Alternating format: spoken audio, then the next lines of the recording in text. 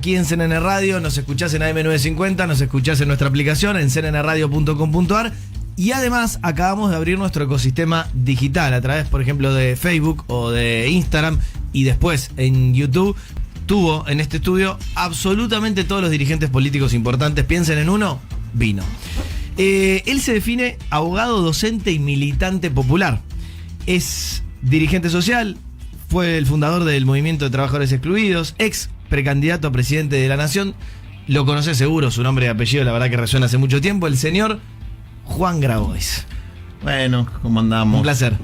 Buen día para todos, feliz Navidad para la audiencia. Aquí estamos. Aquí estamos. Suyo. Lo hemos logrado porque hace bastante tiempo que te buscaba, te arrobé, te busqué, te molesté, te hice cosquilla y estamos, así que lo agradezco mucho, ¿verdad? No, por favor. Gracias a ustedes por El que no invitarme. insiste no gana. Muy bien. Juan, primera pregunta, me parece que tan general como importante. Primero, hoy va a empezar la cuarta semana recién del gobierno de Javier Milei.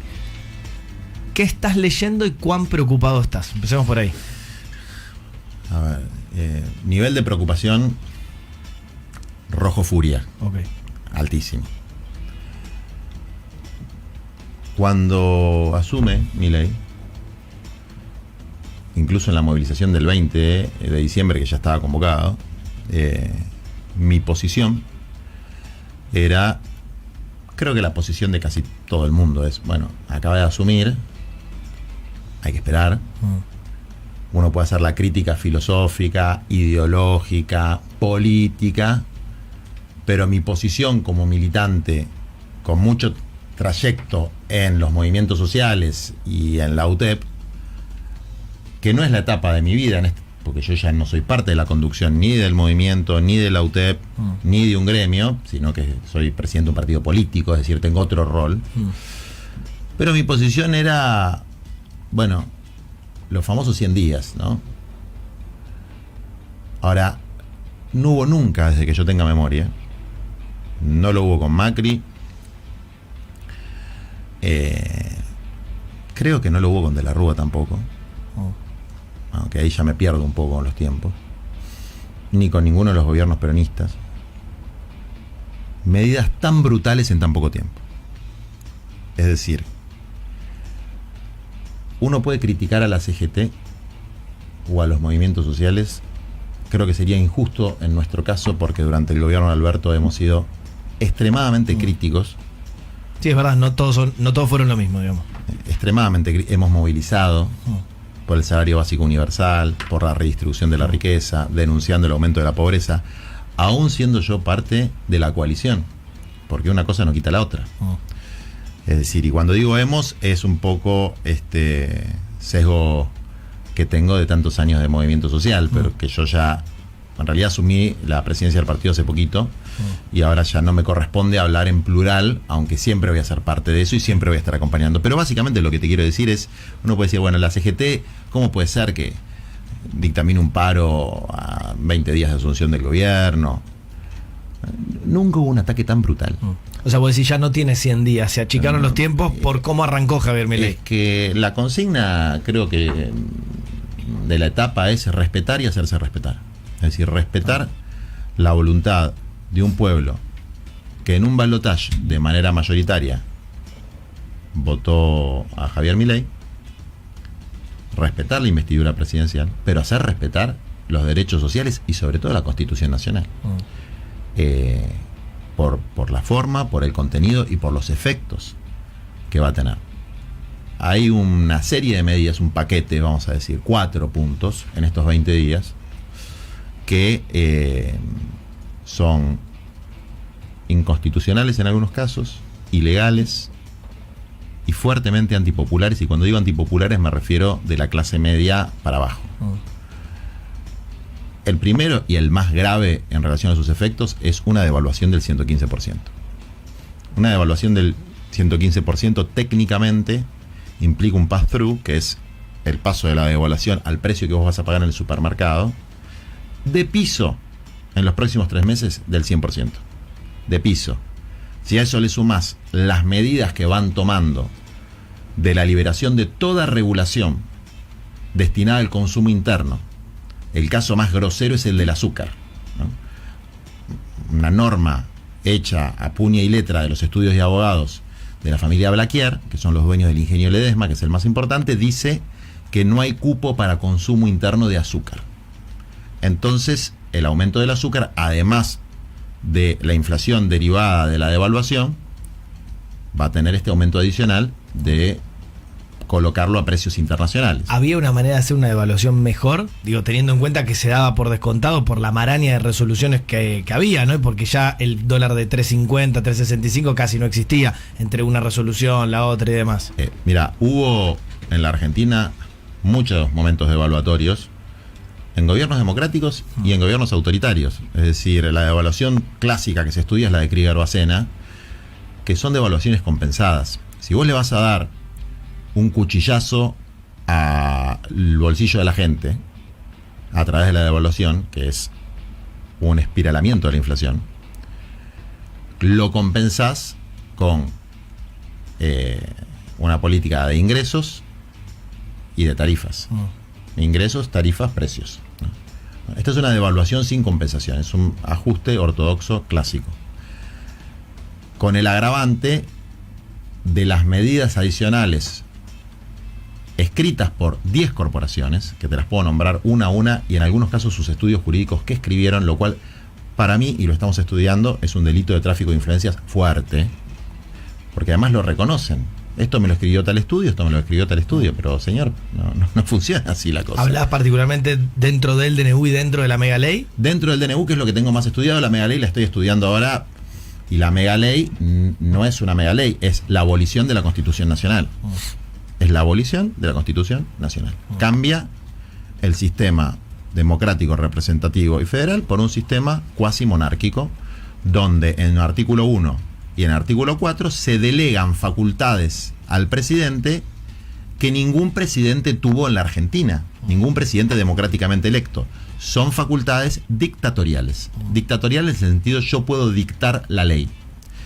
Entonces, digo, la primera es, te clavaron una devaluación del 115 en febrero o marzo, cuando tengas que pagar la cuota del cole, la prepaga, los útiles de los chicos, el supermercado.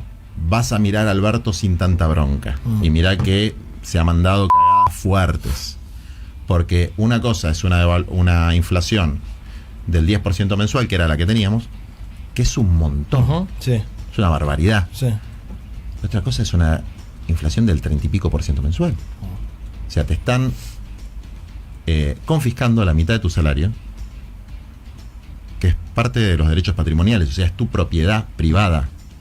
A mí me dijeron que iban a defender la vida, la propiedad y la libertad. Te están confiscando tu propiedad privada, que para muchos es la única propiedad privada, es decir, la única propiedad de muchos trabajadores es su salario.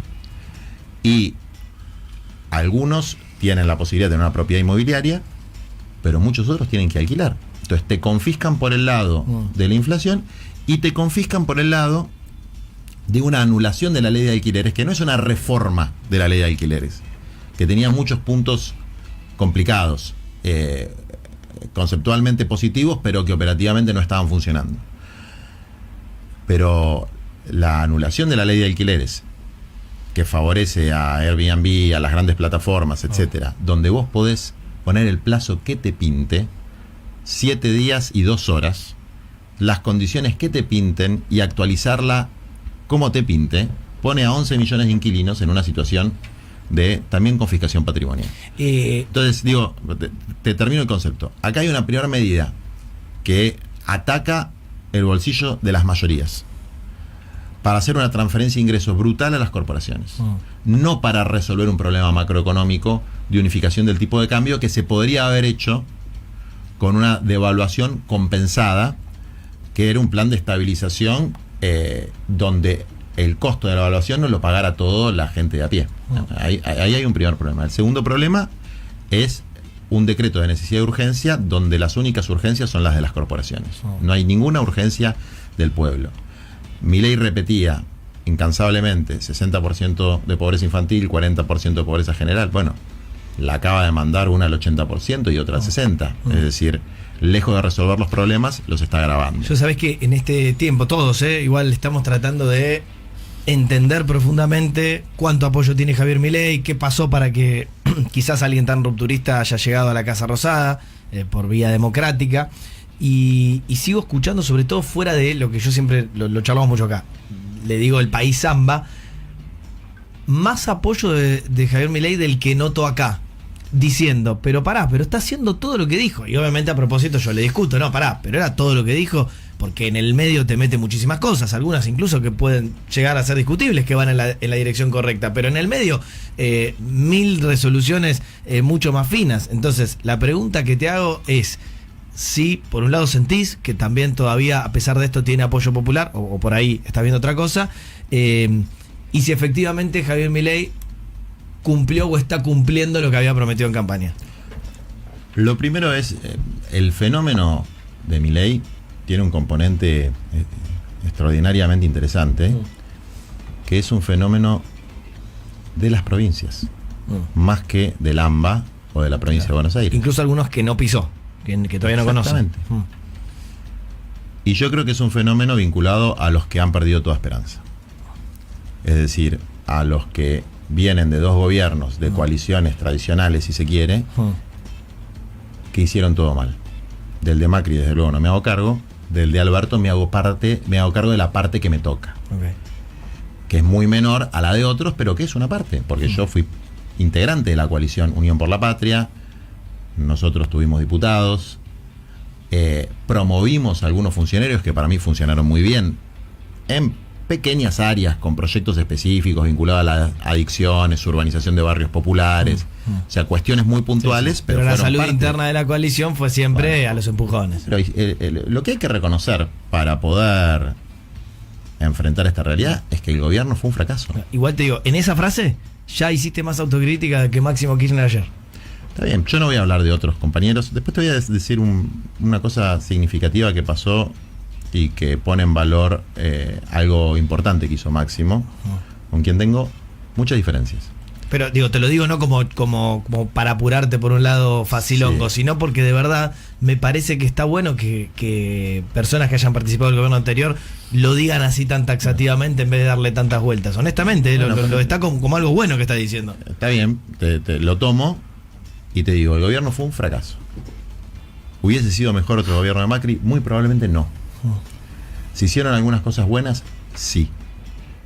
Pero el gobierno fue un fracaso. Y fue un fracaso básicamente porque no cumplió el contrato electoral que le ofreció a la sociedad en 2019. Y que tenía una premisa que es empezar por los últimos para llegar a todos. Bueno, ni se empezó por los últimos, ni se llegó a todos. Es decir, el gobierno se va con 7 puntos más de pobreza, 6 puntos más de pobreza, con una mayor desigualdad social, o sea, el índice Gini muestra la desigualdad social, está peor que antes, es decir, se reproduce una situación similar a la de Macri, con una diferencia sustancial, que este gobierno no tomó una deuda de 45.000 millones de dólares. No es poca cosa, porque estuvieron creativos con lo de la tasa Kicillof para estigmatizar un acto patriótico que fue recuperar nuestra empresa petrolera, que en muchísimos países del mundo, países nórdicos, por ejemplo, en Noruega o en Brasil, hay una empresa petrolera pública que tiene el control de un recurso estratégico, de un recurso por el que hay guerras en el mundo. Entonces, tener una petrolera propia, YPF, la exploración de Vaca Muerta, fue muy importante. Y en vez de ponerse del lado de la patria, se pone del lado de los que demandan a la patria, que son fondos buitre, que con cada declaración que hace Milei suben sus acciones.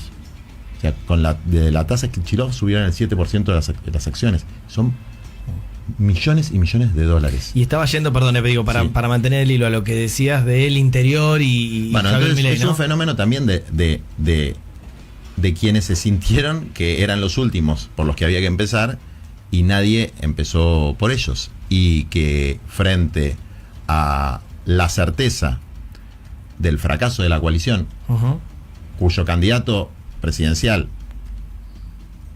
por lo menos a mí me ganó las PASO, así que tengo que decir por su propio mérito, sí, que además no hizo una mala campaña, es milagroso haber sacado el 45%, digamos.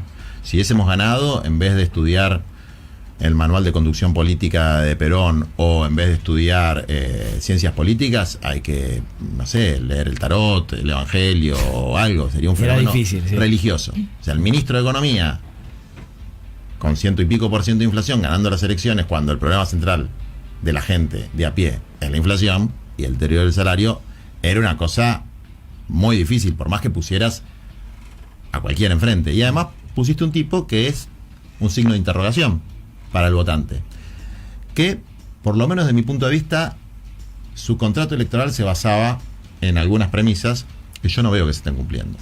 La primera era la casta. Todo el mundo entendió por la casta la política tradicional, los estamentos burocráticos del Estado. Eso era la casta. Bueno, la política tradicional, el día que anunció el DNU, era la mitad de la sala. El ejemplo más evidente es el de Patricia Bullrich, que pasó por Montoneros, por el menemismo, por el gobierno de De la Rúa, por el gobierno de Macri y ahora en el gobierno de Milei. Es decir, más casta no encontrás ni en India. Y que además, en donde tuvo responsabilidades importantes como ministra, fueron gobiernos frustrados, fracasados. El gobierno de la Rúa, bueno, terminó como terminó, con el famoso megacanje Sturzenegger, que fue una estafa brutal para el país. El gobierno de Macri terminó como terminó, y ahora se acomodó en el gobierno de Milei. Es decir, casta hay. Y además, los cuadros políticos de la estructura de Milei son todos viejos lobos de mar, fundamentalmente del peronismo. Algunos del radicalismo y otros del peronismo. Es decir, los que operan tras bambalinas son casta. Por ejemplo, ¿se puede mencionar alguno? Mira, te podría dar un ejemplo que no lo digo como algo peyorativo, No lo digo como algo peyorativo. Pero hay un ejemplo claro que es de La Torre. De La Torre, hermano del intendente de San Miguel, provincia de Buenos Aires, distrito de varones, los famosos varones del conurbano. Bueno, es un hombre que conoce todos los intríngules castizos, todo lo que hace a la casta. Y que, desde luego, es uno de los que tiene diálogo con todo el mundo.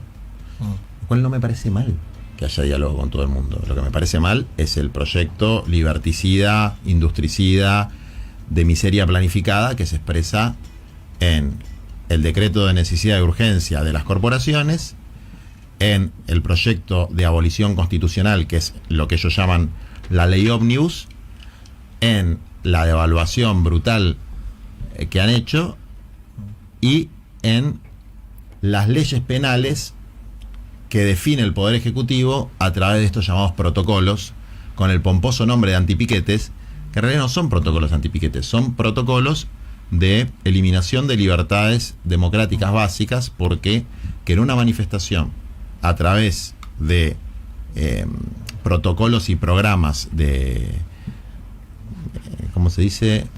Cuando la cámara te filma y te saca las métricas. ¿Identificación? Sí, de identificación facial. Sí, sí. De tecnologías de naturaleza militar. Para ejecutar penas patrimoniales contra, por ejemplo, cooperativistas, que no cobran un plan, que cobran un salario social complementario por una ley votada por unanimidad, que dice es un derecho que tienen a recibir un complemento de sus ingresos por trabajar en una cooperativa, que tienen supervisión del Estado. Y todas estas llamadas, pero todas estas llamadas que llegan al sitio 34, que dicen, che, acá hay un montón de gente que dice, quiero denunciar a tal dirigente social y me quedo en mi casa porque me obligaban a marchar, ¿es verdad? ¿Es mentira? ¿Hay verdad y mentira? Siempre hay un poco de verdad y un poco de mentira. ¿Cuántas llamadas son? Vamos a decir, ¿ellos cuántas dijeron? Y 20.000 más o menos. Bueno, hay 1.300.000 personas en cooperativa. Si fueran 20.000, estamos hablando de ¿cuánto? 1%, no sé. No sé, igual es un montón, ¿Qué es lo que haría yo? Investigaría punto por punto. No haría una generalización estigmatizante de cualquier cooperativa o movimiento social. Yo, que participo de los movimientos sociales, conozco que hay dirigentes que son abusivos, como los hay en la radio CNN, seguro. Algún gerente o algún dueño o algo garca tiene que haber, estadísticamente tiene que haber, alguno que se pasa de rosca tiene que haber, y si no hay, bueno, será, no sé, el reino del cielo. Pero en todos los ámbitos de la vida hay gente que abusa de su autoridad. Los hay en la iglesia, los hay en los sindicatos, los hay en las empresas, los hay en el gobierno. Los hay en todos lados. Te hago una consulta. Vos antes hablabas de esta propuesta de DNU, este proyecto de ley, que mucho de ello tiene que ver con inconstitucionalidad o directamente ilegalidad. Sí. ¿Vos por qué crees que actúan así? ¿Porque son unos ineptos que no conocen lo que es el manejo del poder ejecutivo, de lo que le corresponde como, digamos, como labor? ¿O realmente es un acto provocador viendo a ver hasta dónde está dispuesta la sociedad a aguantar? Yo lo que creo es que no es la primera vez que pasa en la Argentina. La mejor analogía temporal para mí es la época de lo que se llama el fraude patriótico y la década infame, básicamente. Que es, como hay un pueblo que está dividido entre gente de bien y orcos, ¿no? Los orcos votan mal, entonces la composición de la Cámara de Diputados, que es parte del gobierno democrático de un país, es una composición, bueno, donde votaron gente que no debería votar. Yo escuché gente diciendo que quien cobraba, gente importante, que los que cobraran AUH o la PUAM, etcétera, no deberían votar. O sea, el voto cesantario restringido. Voto calificado no existe en la Argentina. Exactamente. Entonces, bueno, hay una idea de, miren, estas normas formales de la democracia le importan un huevo a todo el mundo, y como nosotros venimos a resolver el problema, vamos a abolir el régimen republicano representativo y federal de facto a través de estas normas. Es decir, es absolutamente deliberado, no es que no lo saben. Y como tienen por lo menos 2 jueces en la Corte Suprema de Justicia, que evidentemente le gustan mucho los decretos, porque aceptaron asumir por decreto, más allá de que después lo haya convalidado el Senado. ¿Por qué esto es un dato importante? Porque si vos sos un jurista con algún nivel de dignidad personal, si viene un presidente y te dice, mira, está enquilombado el Senado, asumí por decreto, le decís, no, yo así no asumo, porque esto está viciado, esto me quita legitimidad, no son. Entonces no importa si después lo subsanan. El hecho es que ya tenemos por lo menos 2 que son la mitad, porque hay 4 como muñecos ahí, que claramente no les importa demasiado que se cumplan los mecanismos de la democracia.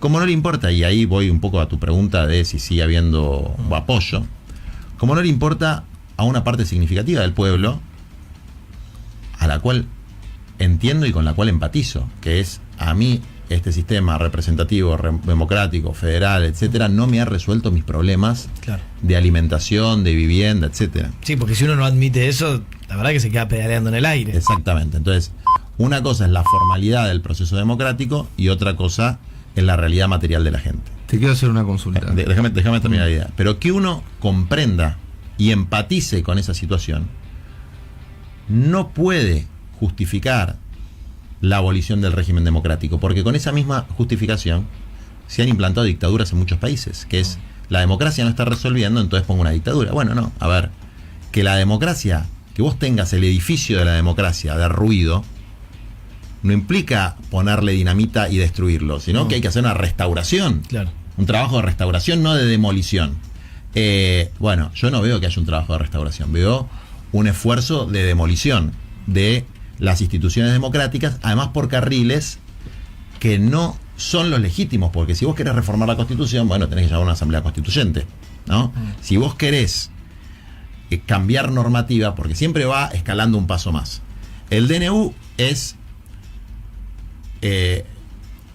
ilegítimo e ilegal por muchos motivos, pero básicamente porque no hay urgencia y tendría que ir por ley, tratamiento ordinario. Eso es básicamente lo que dice Lustó, ¿no? Entonces muchas cosas por ahí las logra sacar por ley, pero mete el DNU. Esta ley de abolición de la Constitución, lo que ellos llaman la ley ómnibus, directamente va en contra de la Constitución. Es decir, aunque se aprobara la ley, es inconstitucional sus artículos. Después, si querés, te especifico cuáles.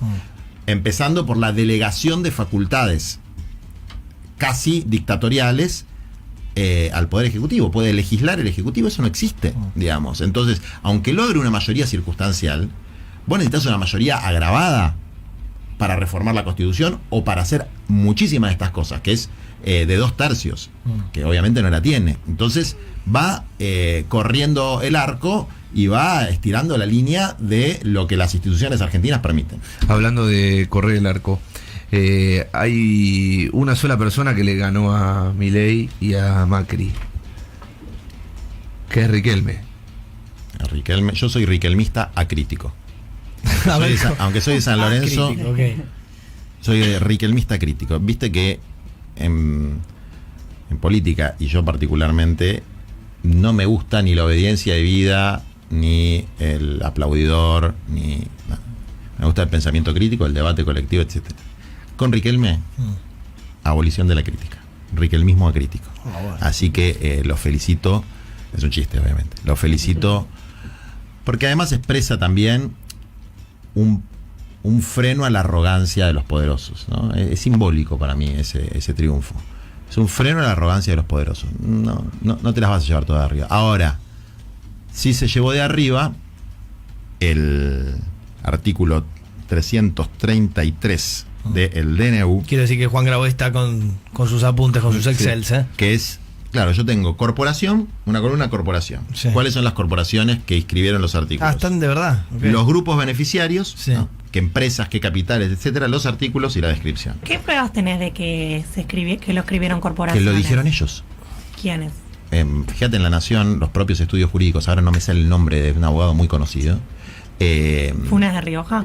Bueno, Funes de Rioja es de la UIA, pero claramente Pero tiene un estudio. él habló de su intervención en el DNU, pero además hay un estudio particular que ahora no me sale, que él dice, bueno, yo no fui, fue mi hijo, que es el titular del estudio. Bueno, pero hubo un estudio jurídico de empresas privadas trabajando en el DNU. Vos decís todo esto que a confesión se de parte es escribió, relevo de pruebas. Todo esto que se escribió no lo escribió Milei, ni siquiera su gabinete, lo escribieron otros. No, pero no pasó. O sea, no me quiero poner formalista, pero existe algo que se llama el Cuerpo de Abogados del Estado, que es el Procurador del Tesoro, que tiene que sacar un dictamen antes de un DNU. No pasó ni por el Cuerpo de Procuradores de Abogados. O sea, es una cosa totalmente insólita desde el punto de vista institucional. Ahora, ¿cómo estás viendo como líder social la calle y lo que viene? Digamos, ¿qué pasará en cuanto a esa necesaria paciencia que quizás necesita un gobierno y que muchos dicen se la merece? Y lo que empieza a pasar también en cuanto a contrapeso por los salarios que bajan, por la inflación que sube y un largo etcétera de cuestiones, además de los derechos y demás que están incluidos y tocados en el DNU y en el proyecto de ley. Yo creo que la comprensión de la situación implica entender que hay un sector que está organizado en instituciones sindicales, sociales, la Cámara de Farmacéuticos, por ejemplo, y partidos políticos, que hoy tienen la obligación de marcar estas medidas van a tener efectos desastrosos, que todavía no se sienten del todo. Se empezaron a sentir, desde luego, en las fiestas, pero que se van a terminar de sentir en marzo. Desde luego que una parte importante del pueblo siga teniendo esperanza es lo que hay que respetar. Y no hay que ser vanguardista ni foquista con eso, porque es no comprender y no respetar al pueblo. Sobre todo los que venimos de ser parte de una coalición fracasada. Es decir, ¿eso nos quita el derecho a criticar? No. ¿Eso dice que no representamos nada? No. Representamos un sector importante de la sociedad. Pero tampoco podemos hablar como si fuéramos los libertadores de la patria, porque nuestro gobierno fue muy, muy malo. Vos lo nombrabas a Máximo y me hiciste acordar de un tema que para mí muestra claramente el cinismo y el carácter jodido de una particularmente de las medidas. Durante el gobierno de Macri, donde yo tenía un rol como dirigente social, hoy tengo un rol como dirigente político, me tocó negociar la ley de integración sociourbana, que es una ley extraordinaria que hay en la Argentina, que permitió, para mí, la mejor política pública del gobierno anterior, que fueron obras en 1.500 barrios populares, villas y asentamientos, donde, porque eran irregulares, nadie podía hacer obras. No se hacían obras, o se hacían muy pocas. Se hicieron muy buenas obras, que desde luego no resuelven todo, pero resolvieron el agua, la luz, la cloaca, el mejoramiento de vivienda de cientos de miles de familias. Cosas que no se ven porque están del otro lado del muro de exclusión. Eso se financiaba con el impuesto país y con impuesto a las grandes fortunas, que Máximo lo remó, y yo creo que es una buena medida, y así como le critico cosas, también le reconozco cosas, porque creo que es parte de la dinámica que tenemos que tener, que es, ni sos el mejor del mundo, ni sos el peor del mundo cuando yo me peleo, o cuando tengo una diferencia, ¿no? ¿Qué han hecho? Sacan el financiamiento del impuesto país, que es el impuesto al dólar, básicamente, lo sacan. ¿Y con qué se va a financiar el fondo de mejoramiento de las villas? Con las multas que le pongan a los propios villeros cuando se manifiesten. Es decir, fíjate la perversidad que hay en eso. Las multas que le pongan las organizaciones sociales, etcétera, por hacer una manifestación y no sé qué cosa, eso va a financiar la integración urbana de los barrios populares, y lo que la financiaba antes, que eran los consumos en dólares de gente pudiente, no va a estar más, ¿no? Eso muestra un modelo mental muy discriminatorio, muy xenófobo, muy antipopular, que contrasta con los beneficios que obtienen las grandes corporaciones. Y yo bueno, creo, sí. igual, perdón, que Javier Milei pareciera que nos estuviera escuchando, porque acaba de tuitear: mientras algunos de la oposición al kirchnerismo arrastran los pies con nuestras reformas, ley bases, le acaban de votar a favor a Kicillof aumento de impuestos y endeudamiento. El problema no son las formas, es el fondo. Quieren seguir manteniendo este modelo empobrecedor. Bueno, eso... Un poco todo lo que estábamos hablando como telón de fondo. El problema no son las formas, es el fondo. Es una frase de Cristina. Búscala, es una frase de Cristina. Y a Cristina, todos los que le criticaban las formas, que sacaba decretos, etcétera, bueno, ahora se olvidaron de lo que criticaban. Pasa mucho en política, no me voy a rasgar las vestiduras, digamos, ¿no? O sea, la gente va cambiando de posición a medida que cambia su rol. Lo que sí te puedo decir es que una cosa es aumentar el impuesto inmobiliario, es decir, a los que tienen inmuebles, y otra cosa es joderle la vida, aumentar los impuestos indirectos, confiscar el patrimonio de la gente vía aumento de tarifas, vía devaluación, vía reducción de derechos laborales, vía congelamiento del salario social complementario que cobran ese 1.300.000 personas, que era la mitad del salario mínimo vital y móvil, y ahora no va a ser más. Entonces ellos ya tienen previsto que en un año se licúa y desaparece un elemento importante de la seguridad social en la Argentina. Entonces yo lo que veo es que, desde luego, de acá a marzo, los que podían comer 3 comidas al día van a comer 2, los que podían comer 2 van a comer 1, y los que no pueden comer ninguna van a seguir atestando los comedores populares, que estoy seguro, porque aparte ya lo sondearon, que los van a terminar financiando desde el propio gobierno, porque los movimientos sociales son la Cruz Roja de la Argentina. No hay otra cosa. Entonces el propio gobierno, a los que le dice feos, sucios, malos, chorros, mafiosos, los va a llamar y les va a decir: ¿dónde te llevo la comida? Y desde luego los compañeros, ¿qué van a hacer? Le van a decir: no te la acepto porque sos malo. No, le van a decir: sí, traela acá porque la gente está cagada de hambre, digamos, ¿no? Entonces, ahí creo que hay un elemento de miseria planificada que no justifica el fracaso de nuestro gobierno, pero una cosa es un fracaso por malas políticas, por malas decisiones, por incapacidad de generar unidad, por incapacidad de liderar, y otras cosas cuando vos tenés un plan abiertamente de empobrecimiento de una parte de la población y de enriquecimiento de otra, por una cuestión dogmática de que si a los ricos les va bien, les va a ir bien al resto. Y Juan, si decís que lo que viene es miseria planificada, digo, cito tus palabras, una monarquía, ¿por qué crees que ante esa gravedad que vos planteás hay dirigentes que no se están expresando? Cristina Kirchner, Alberto Fernández, Sergio Massa, ¿te gustaría más de ellos? ¿Quién crees que tiene que liderar a la oposición hoy? A ver, más allá de quién lidere la oposición, yo creo que hay gente que tiene roles institucionales y que tiene que jugar esos roles institucionales. Alberto Fernández es el presidente del Partido Justicialista, que es el principal partido de oposición y el principal partido de la coalición. La verdad que esté en España abriendo una cuenta bancaria a mí me molesta mucho. Sergio Massa, que hizo una buena campaña, con quien tengo muchísimas diferencias, es el presidente del segundo partido de la coalición, que es el Frente Renovador, y fue el candidato a presidente que todos votamos. Entonces también tendría que decir algo para decirte, son dos figuras institucionales. Cristina no tiene un rol institucional hoy. Tendrá un liderazgo natural o mucha gente que la apoya, etcétera. Por lo tanto, no me voy a quejar ahí. Máximo Kirchner también tiene un rol institucional.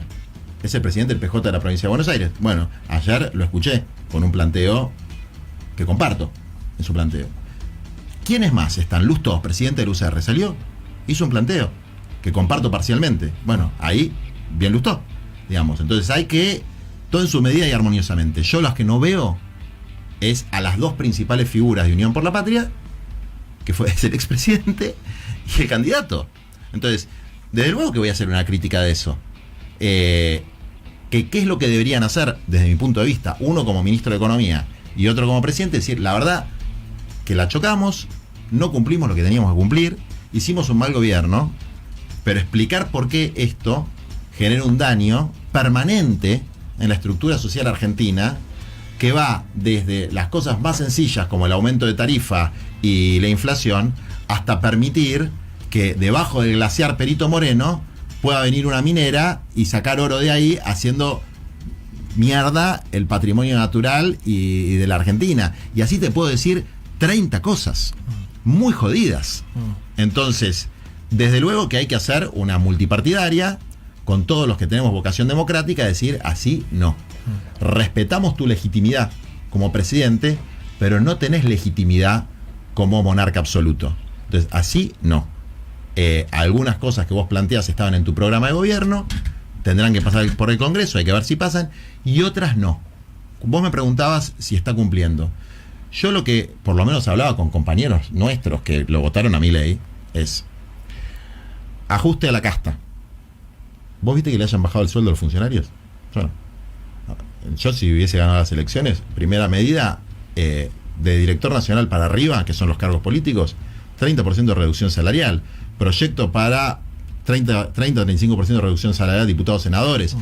Lo mismo para los jueces y fiscales que ganan fortunas. Bueno, no hubo nada de eso. Dólares, vas a tener dólares.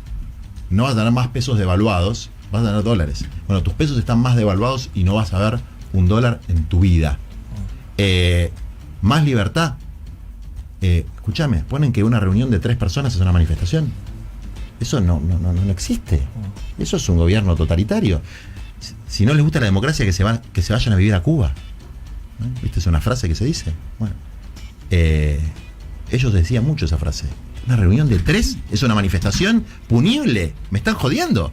Entonces, yo desde luego creo que no está cumpliendo. Y yo soy el que viene a controlar la inflación. Pero te clavaste un 30% de inflación mensual. Entonces, bueno, la excusa es hay que sufrir durante un tiempo y después se va a resolver. La escuchamos tantas veces en la historia argentina, esa nunca funcionó. Con ese así no, cierra nuestra charla extensa con Juan Grabois.